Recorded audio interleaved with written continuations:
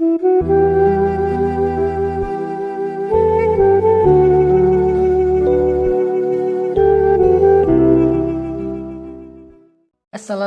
warahmatullahi wabarakatuh. Jadi makin ditekan, makin yakin sama Allah. Makin banyak masalah, makin yakin sama Allah. Makin berserah kepada Allah. Kok bisa kayak gitu? Ada orang yang ketika makin banyak masalah, makin ragu sama Allah. Ini Allah maunya apa sih? Gitu kan? Ketika makin banyak masalah, makin kayak mempertanyakan takdir dan ketentuan Allah. Kenapa kok saya yang ngalamin ini? Kenapa saya dari dulu gak selesai-selesai masalahnya? Kenapa justru setelah saya berhijrah malah banyak masalah? Kenapa para sahabat sebaliknya? Makin dikasih ujian, makin wa ma zadahum illa imanan wa taslima. Gak bertambah kecuali iman dan kepasrahan. Jadi dikasih ujian malah makin yakin sama Allah, bukan makin ragu. Misalnya dia ganti nih model transaksi dagangnya, bisnisnya. Yang tadi mungkin syubhat atau haram, sekarang dia pakai model transaksi bisnis yang halal aja deh, yang aman-aman aja. Gara-gara transaksi yang halal malah banyak masalah. Masih mending kalau masalahnya cuman berkurang income-nya. Ini malah ditipu orang lah, rugi segala macam. Mulai mempertanyakan, nih bener nggak ya saya ngambil jalan yang syariat segala macam, kok malah makin susah nih kelihatannya. Kenapa kita ketika diuji malah jadi ragu sama Allah? Kenapa saya katanya kalau misalnya saya jujur, saya akan dapat kebaikan. Ini gara-gara jujur malah gak lulus. Ya mungkin gak belajar tapi jujur. Yang satu lagi yang gak jujur malah nilainya bagus mungkin. Misalnya gak belajar tapi dia dusta. Kenapa para sahabat ketika diuji malah makin yakin sama Allah?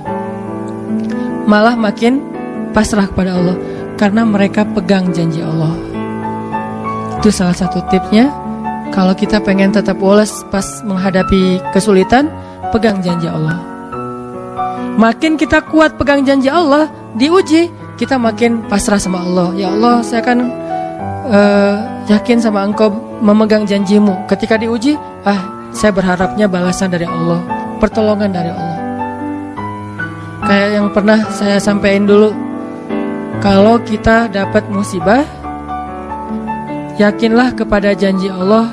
Siapa yang membaca doa yang diajarkan Nabi, nanti Allah akan ngasih ganti yang lebih baik gitu kan ya.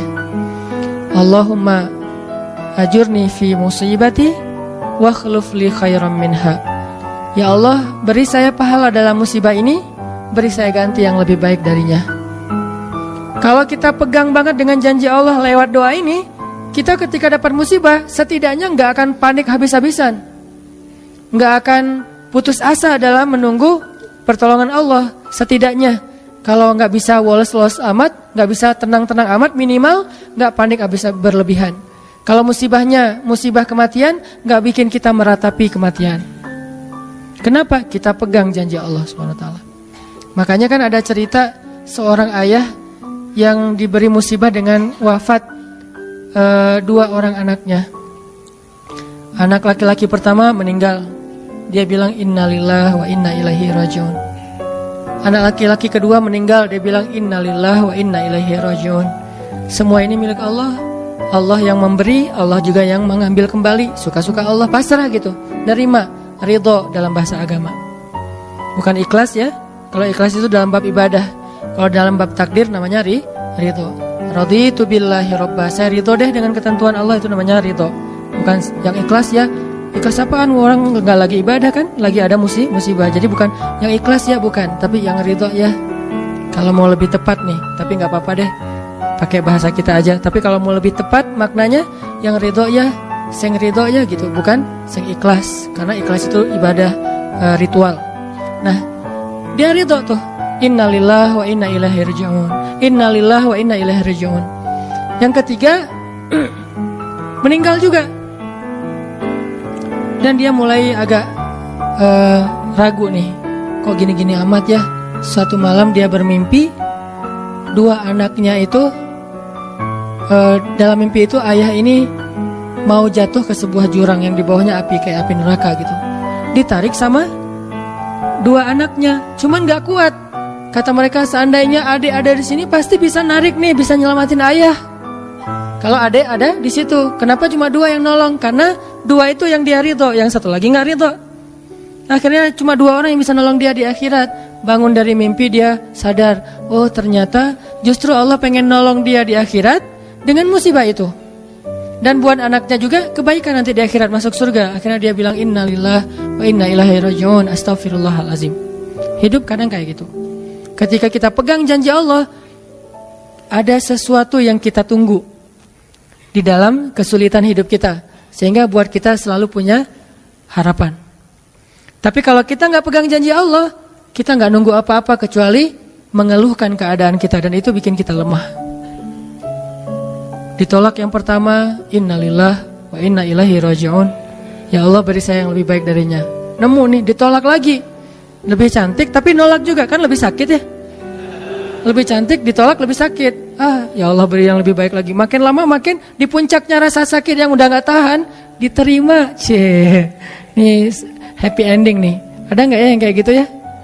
Kalau jarang ada berarti belum mempraktekkan jurus ini nih. Kalau pengen kayak gitu coba tes deh. Cuman kalau ngetes Allah tahu sih. Coba deh praktekin, bukan ngetes, praktekin. Nanti pasti kita akan ngelihat hasil yang luar biasa. Jadi pegang janji Allah. Saya kalau nggak selalu sih, kadang-kadang nih, terutama hal-hal yang masih mampu.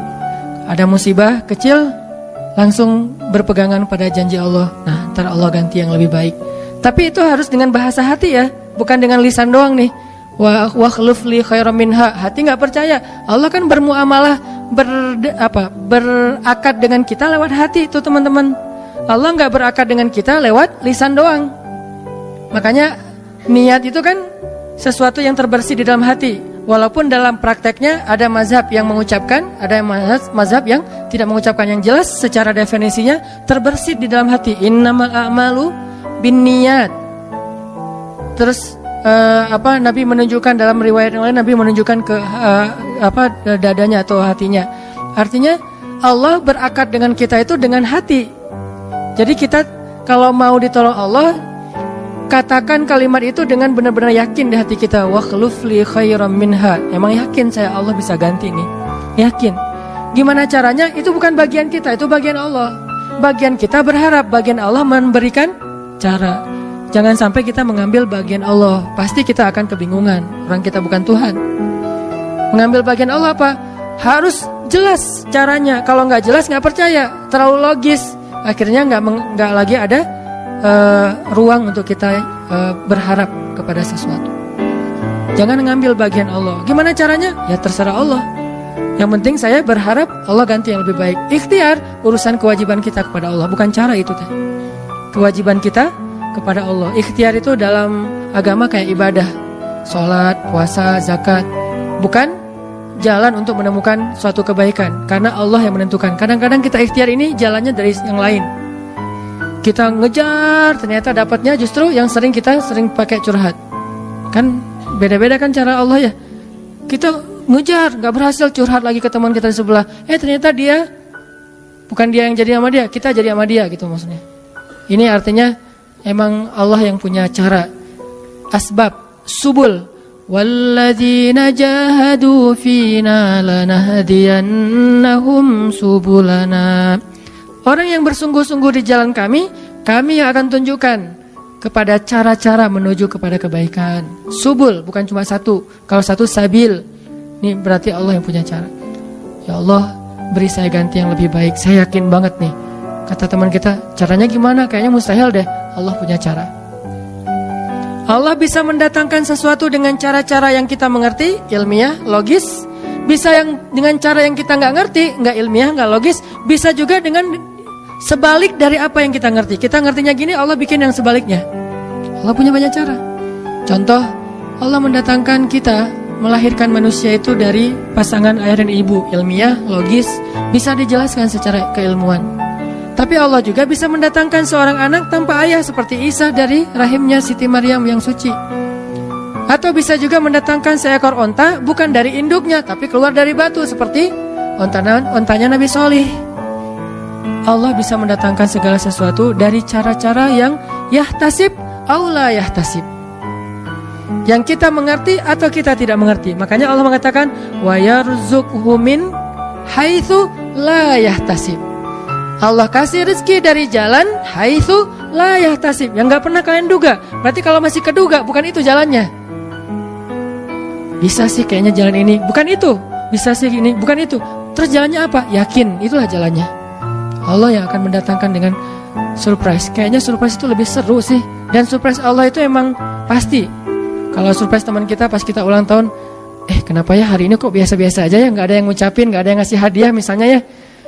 Kita masih berharap, mungkin mereka pengen ngasih surprise. Nanti malam-malam tiba-tiba saya masuk ke rumah, saya buka pintu rumah saya, tiba-tiba orang udah ngumpul semua di dalam rumah, terus ngasih surprise happy birthday gitu, balon segala macam, gitu-gitu deh. Bisa. Tapi apakah itu terjadi? Belum tentu. Pas kita pulang ke rumah udah siap-siap gitu. Gua mah gak akan kaget lah, gitu-gitu pasti udah disiapin. Buka pintu, ngelihat ke dalam, jalan pelan-pelan, nyalain lampu, kosong, gak ada siapa-siapa. Manusia bisa gitu banget kan? Teman kita atau pasangan kita berpikir, pasti dia ingat lah, nggak mungkin dia nggak ingat hari jadian kita atau hari putus kita terus jadian lagi, atau hari lahir lah minimal, pasti dia ingat. Tapi belum tentu dia bisa ngasih kita surprise seperti yang kita harapin. Kalaupun dia ngasih surprise, kadang-kadang kado atau hadiahnya itu nggak seperti yang kita harapin, biasa-biasa aja ternyata. Mungkin dia lagi nipis keuangannya, nggak punya modal apa-apa, ya udah ngasih apa yang ada aja, pulpen, permen. Nah, Allah nggak gitu. Allah kalau ngasih surprise itu benar-benar ngasih dan buat kita benar-benar ngerasa beruntung kalau kita percaya. Makanya berakatlah dengan Allah lewat hati. Hadza ma wa'adanallahu wa rasuluh wa sadaqallahu wa rasuluh. Benarlah Allah dan Rasul.